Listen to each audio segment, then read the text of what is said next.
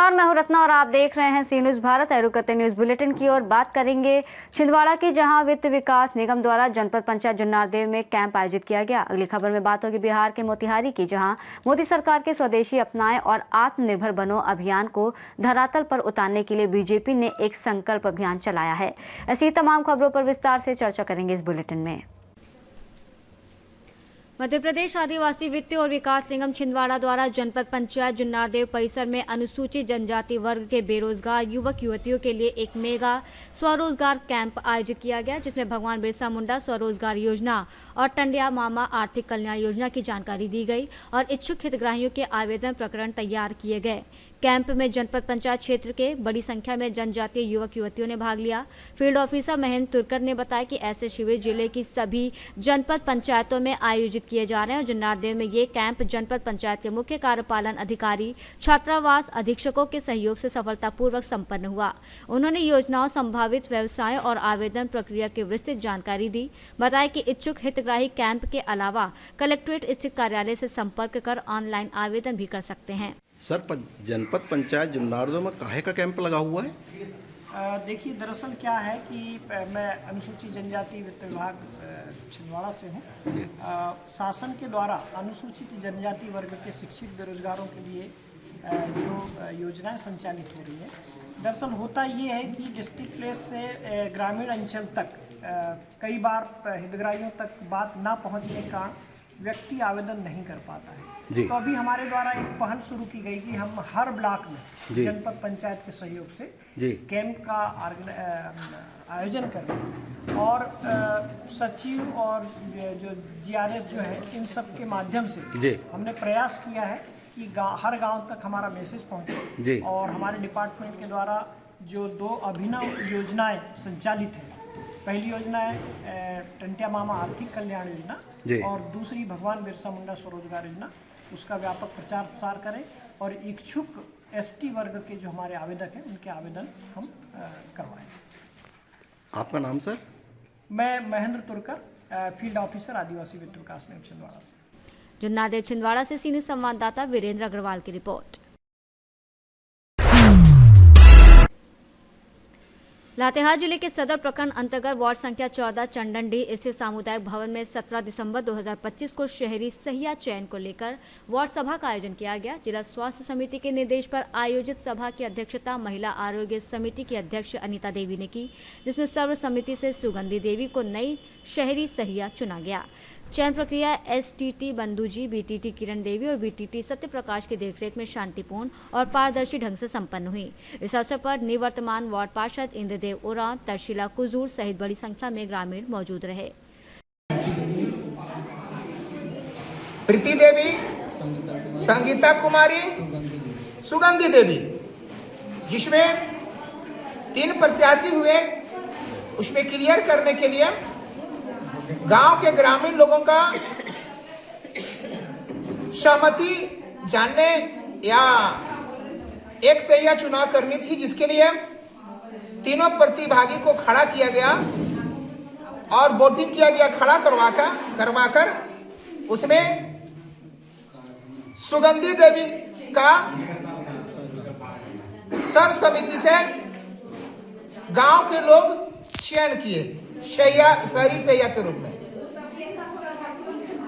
इसके बाद तीनों में कुछ कागजात भी जांच होगी। ये तीनों का कागजात, शैक्षणिक कागजात और अन्य का कागजात जमा किया गया। उसका जिला कमेटी के द्वारा कागज का वेरिफिकेशन होगा, उसके बाद इन लोग का फाइनल माना जाएगा। लातेहार से सीनियर संवाददाता बबलू खान की रिपोर्ट। मोदी सरकार के स्वदेशी अपनाने और आत्मनिर्भर बनने के आह्वान को जन जन तक पहुंचाने के उद्देश्य से बीजेपी द्वारा चलाया जा रहे संकल्प अभियान के तहत मोतिहारी में हर घर स्वदेशी कार्यक्रम का आयोजन किया गया। यह कार्यक्रम बीजेपी युवा नेता यमुना कुमार सिकारिया के नेतृत्व में आयोजित हुआ, जिसमें बीजेपी विधायक और पूर्व मंत्री प्रमोद कुमार, उप महापौर डॉक्टर लाल बाबू प्रसाद, बीजेपी नेत्री हिना चंद्रा, मीना मिश्रा सहित अन्य नेता शामिल हुए। कार्यक्रम में बड़ी संख्या में छात्र छात्राओं ने भाग लिया, जहाँ यमुना सिकारिया ने सभी को स्वदेशी अपनाने का संकल्प संकल्प दिलाया। इस अवसर पर विधायक प्रमोद कुमार ने कहा कि पहले देश की बागडोर ऐसे लोगों के हाथों में रही जिन्होंने विदेशी सोच को बढ़ावा दिया, लेकिन अब सरकार का लक्ष्य है कि देशवासी स्वदेशी उत्पादों का उपयोग करें और आत्मनिर्भर बने। अन्न पर ही आधारित गांव की अर्थव्यवस्था थी, लेकिन आज धीरे धीरे पश्चिमी सभ्यता आपने लगा। गांव में ही कपड़ा बिनाता था, गांव के भी कपड़ा हम लोग पहनते थे, सूत कटाता था, गांव में ही बुनकर लोग काम करते थे। तो ये गांव की जो सभ्यता संस्कृति थी, ये स्वराज आने के कारण जो पश्चिमी सभ्यता, नहीं कहता है लोग कि अंग्रेज आया, अंग्रेज भारत को लूट के ले गया, लेकिन अपनी अंग्रेजियत छोड़ गया। तो अपना देश की मिट्टी का जो चीज होता है वो मजबूत होता है और कुशलता से कारीगर यहाँ का बनाता है कि ताकि इसकी आत्मनिर्भरता कायम रहे। तो हमारी आर्थिक व्यवस्था कब कायम होगी?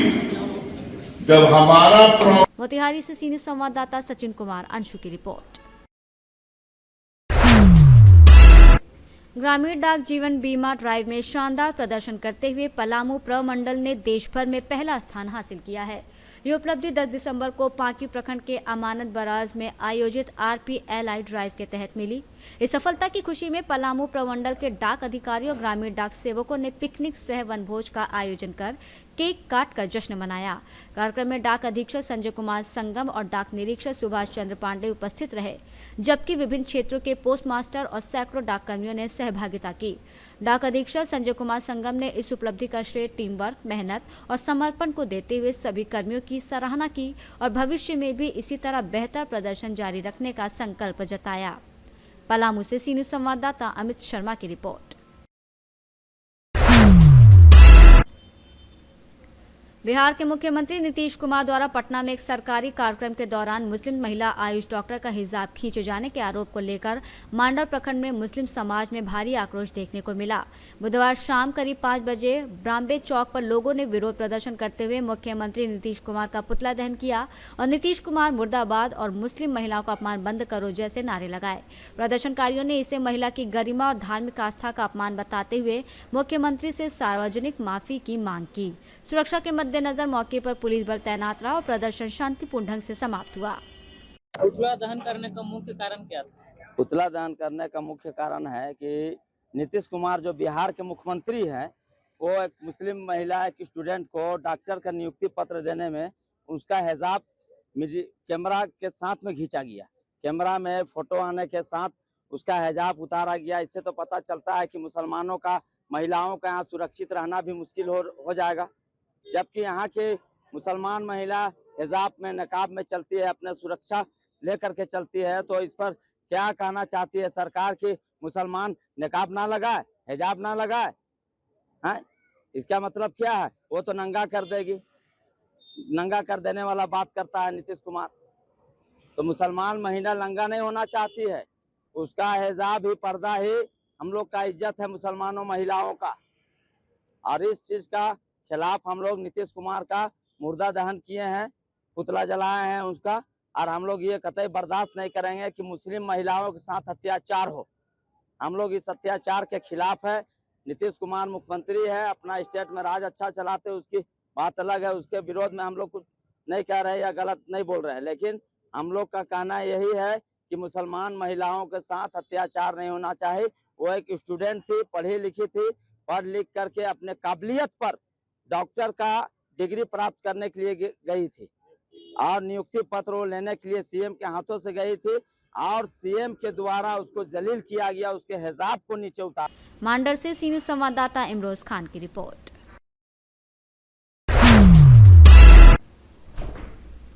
दोस्तपुर में अखंड नगर रोड स्थित राकेश अग्रहरी के आवास पर आयोजित 7 दिवसीय श्रीराम कथा के तीसरे दिन 17 दिसंबर को प्रभु श्रीराम का भव्य जन्मोत्सव श्रद्धा और उल्लास के साथ मनाया गया। वृंदावन से पधारे कथा व्यास दिलीप कृष्ण भारद्वाज ने राम जन्म प्रसंग का भावपूर्ण वर्णन किया, जिससे पंडाल जय श्री राम के जयकारों और भजनों से गूंज उठा। कथा में प्रभु श्रीराम को मर्यादा, सत्य, करुणा और त्याग का प्रतीक बताते हुए उनके आदर्शों को अपनाने का संदेश दिया गया। जन्मोत्सव के अवसर पर महाआरती हुई और बड़ी संख्या में श्रद्धालु मौजूद रहे। ये कथा 21 दिसंबर तक चलेगी और 22 दिसंबर को विशाल भंडारे का आयोजन होगा। दोस्तपुर सुल्तानपुर से सी न्यूज संवाददाता दिनेश सिंह अंगनवंशी की रिपोर्ट। न्यूज बुलेटिन में फिलहाल इतना ही। देश और दुनिया की तमाम बड़ी खबरों के लिए देखते रहिए सी न्यूज भारत।